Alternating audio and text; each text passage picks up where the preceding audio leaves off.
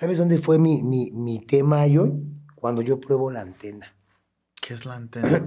La antena, ya ves que las grabadoras de antes tenían como una antena, ¿no? Para la señal. Sí.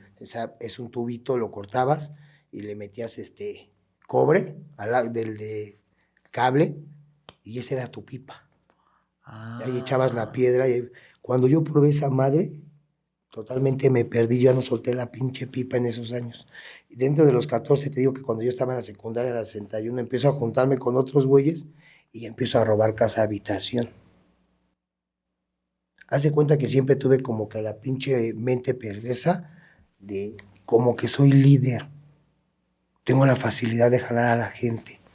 ¿Sabes qué, güey? Y como nos drogábamos, ¿sabes qué, güey? Que hay un tiro puesto. Me dijeron que en esta casa así, así, así. Abusé de la confianza primero de una y robé una casa. Y de ahí a la vuelta supieron unos güeyes, me dicen, ahí a la vuelta hay dólares, güey.